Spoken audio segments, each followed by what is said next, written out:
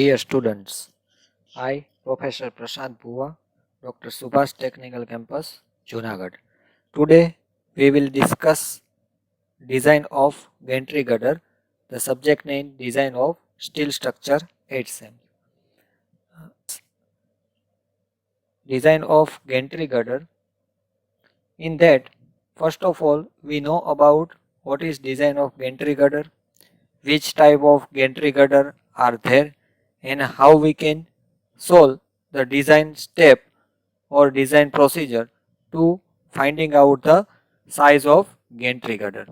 So before we start design, gantry girder or crane girder are carry hand operated or electric operated overhead cranes in a industrial building such as factory, workshop or steelwork to lift heavy material equipment and to carry them from one location to other location within the building. So crane girder, you can see in this first slide figure, the crane girder is moved to one place to another place with heavy lifting equipments.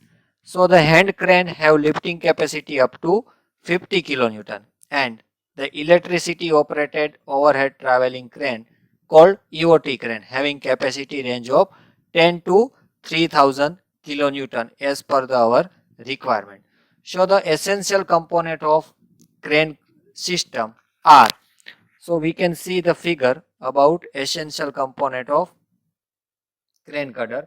So first one is crane girder or crane girder box, or you can say cross girder. You can see here the crane girders. Second one is trolley or crab. You can see here the trolley or cab are move in longitudinal direction. Third one is gantry girder. This wheel load and all are rest on this I section is called gantry girder. And fourth one is crane rail. You can see in this figure, this is the crane rail. In actual case, you can see the yellow figure, that actual practical case for gantry girder. You can see that rail, the crab of trolley, the hooks and the truss of industrial shed. So these are the components that are used to design a gantry girder. So the crane girder, span of bay or any workshop, the trolley or crab mounted on the crane girder can travel transversely along the crane girder, and trolley has four wheel. You can see in this figure there are the four wheel in a trolley. So the crane girder has two wheel at each side and capable to moving longitudinal rail. You can also see the wheel of crane is two on either side. So these are the basic component of crane girder. Next, you can see the crane notation. Here you can say that elevation. There are the industrial shed column. This LE means effective span. You can see bracket, column bracket, on that gantry girder are rest, and gantry girder above crane rails are there, and crane rail are rest on a crane truss. So these are the simultaneously load should be taken by gantry girder. You can see in the plan also, this is the two rail wheel, it rests on rail and rail should be rest on gantry girder. So trolley should be trolley should be moved by transversely, and the moving load is the rail is moving longitudinally across the span of our industrial sets. So these are the major components you can see in this figure. Now C1 is a minimum hook distance is mentioned over that, and LE is a crane span center to center of rail, and L is a center to center distance between two rail in longitudinal direction is denoted by L. Next, we can say data for overhead crane. So typical speed or overhead cranes where the capacity wise that should be a slow, medium and fast. You can see up to 10 kilonewton to 250 kilonewton. The slow ratio is 3 meter per minute, 30 meter per minute. Medium is 38 and fast is 45. So load and other details of crane should be obtained from the manufacturers of crane. Next, typical data for 40-ton crane. You can see here the data of 40-ton crane in actual. How can design the crane girders? So these are the tables. At that tables you can show the design capacity of crane girder, what is the dimension, what is the base wheel, and here in drawing it should be clearly visible with all the dimension. So the crane manufacturers are drawing at that time when it should be a place in actual field. So the erection process are easy to maintain this all the dimension. Next, loads on gantry girder. So generally the gantry girder having no lateral support in its length, it means laterally unsupported, has to withstand the following load. Which are the load is acting? So first, vertical load from crane. You can see the vertical load on crane. Which are the vertical load? Self weight of crane girder, hook load, weight of crab or trolley. Second and most important load is impact load from the crane. You can see here the impact load of the crane. So as the load is lifted using the crane hook and move from one place to another and release at the required pace, so the impact is felt on gantry girder. So as per IS 875 and as per IS 807, impact load are taken is given in table number 5.1. So different crane capacity, EOT or hand operator, some value of percentage of static wheel load are given in table number 5, IS 875. Next one is longitudinal force. You can say the drag force. You can see this figure. This is the longitudinal force or drag force. So in this cause, due to starting and stopping of crane girder, moving over the crane rails, the crane girder move longitudinal for the direction of gantry girder. So this force is also known as braking force, or you can say drag force. So this force is taken equal to 5% of total static wheel load for EOT as well as hand operated crane. Fourth one and most important load is surge load. You can see this figure, what is surge load. So the lateral force are caused due to sudden starting or stopping of crab, it means trolley, when moving over the crane girder. So the lateral force are also called when the crane dragging weights across the floor of the shop.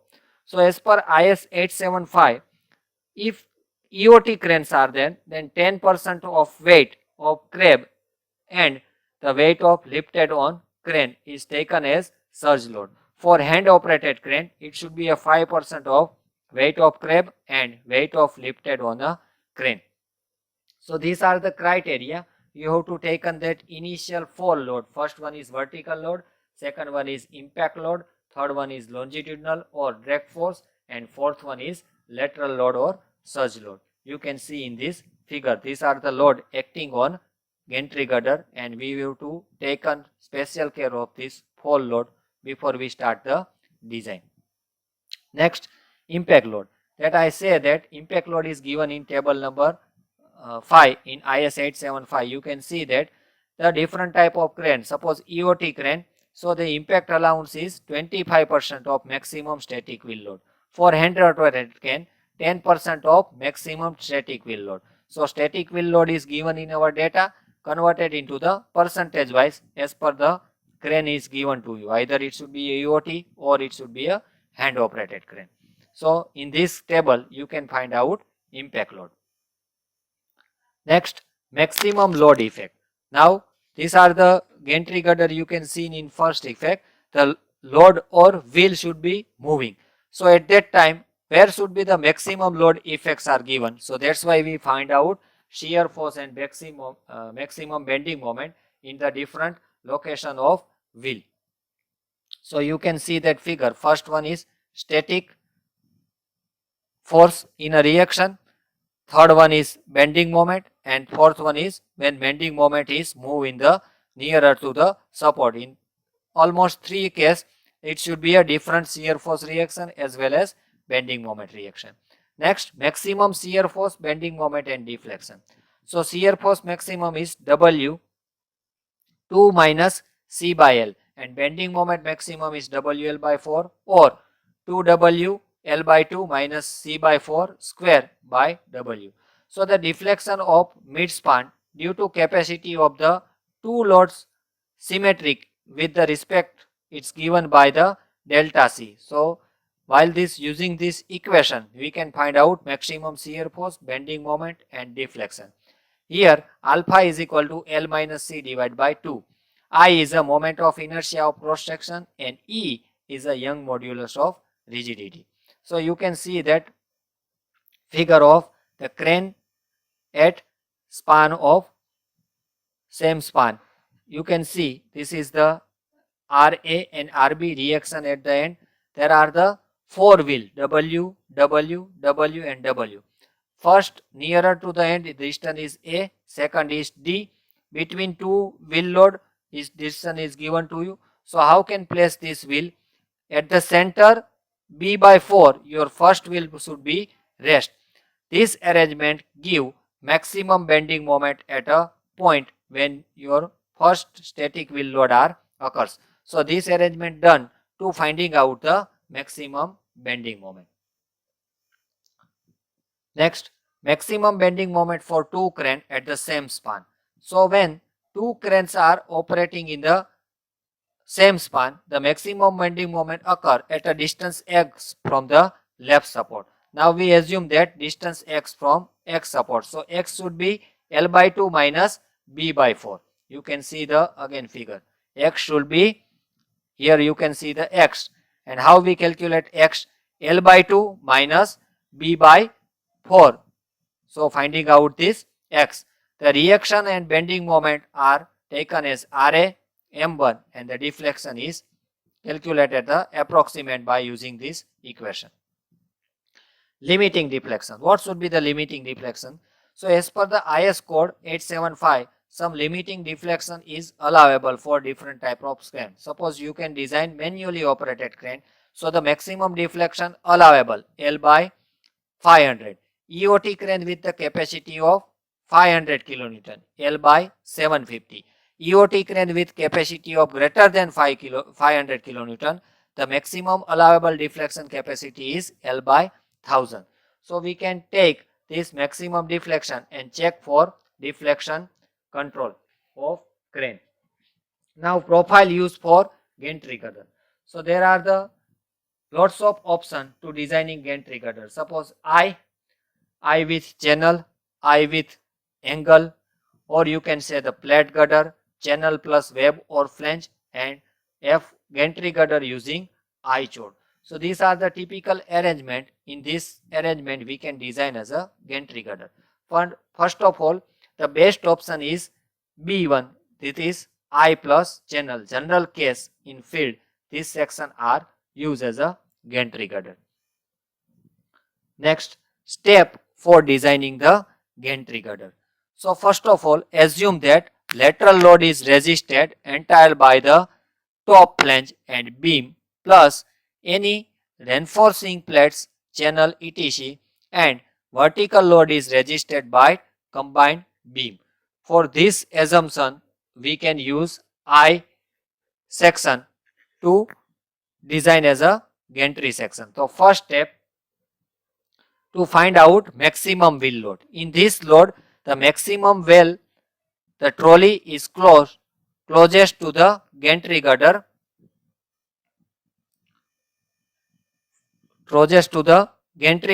increase into the for impact. So first step, we can find out maximum wheel load. At that time, your trolley should be closest to the gantry girder. Second step, calculate the maximum bending moment in the gantry girder due to vertical load. After finding out the maximum wheel load, we can find out maximum bending moment at gantry girder. Third step, to simplify the calculation and add maximum bending moment due to dead load to the maximum wheel load moment. After finding out the maximum bending moment, we can find out maximum wheel load moment.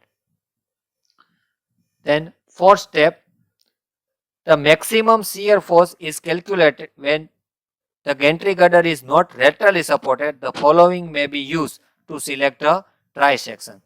So in fourth step, we can select trial section as per the following case. ZP is equal to mu by F5. Now ZP is a trial, so is taken as K is equal to ZP. Now what should be the K? K is a coefficient and value should be taken 1.4 to 1.5.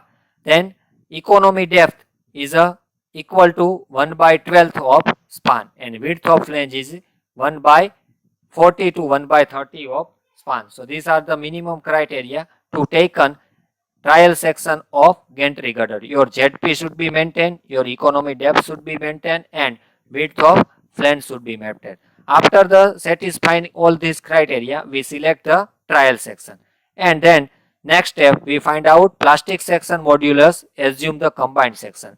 So next find out MP. MP is equal to ZE into F5. That we know that the plastic modulus section, how we calculate the MP. MP is nothing but the moment in plastic state. Step number 6. Now initial 5 step is a compulsory to design the gantry girder. After that the check is start. So 6th step is check for moment capacity of whole section as lateral supported is provided at the compression plane. So this equation is given in finding out the check for moment capacity beta B into ZP into F5, and the value should be less than or equal to 1.2 ZD into F5 divided by partial safety factor. So after satisfy this check, it means your trial section is plastic sand and it should be safe against moment capacity. Then next check for top flange for bending in both the axes. So we should provide I plus C. So that's why we check the combined flange bending check My divided by Mn dy plus Mz divided by Mz dy. So this ratio of My and Mn dy, it means design styles in y direction and My. It should be less than or equal to 1. Step number 8. If the top compression flange is not supported, then check for buckling resistance in the same way as a step number 6, but replace with F5 design bending compression. FBD should be taken a picture. So if the top compression flange is not supported, if the supported, then the step 6 is okay. If is not supported, then the same step we can forward as a 6, but F5 in that replace FBD. So we can check this for case of compression flange is not supported. Next step number 9. Check for web of the girder at a points of concentrated load for the local buckling or local crushing and providing the load carrying stiffener if necessary. If the check is safe, then doesn't worry about the providing stiffener. Otherwise, you should provide the stiffener. And last check for deflection under working load. So we know that the permissible deflection as per IS 875 and our actual deflection, it should be satisfied for the working load only. So please note it down. For the check of deflection under loads will be taken as a working load, not it should be a factor load. So these 10 steps are calculated as per the designing of gantry girder. And initial 5 steps are the components of gantry girder. Towards the step 6, start for the check for your gantry girder. Thank you friends.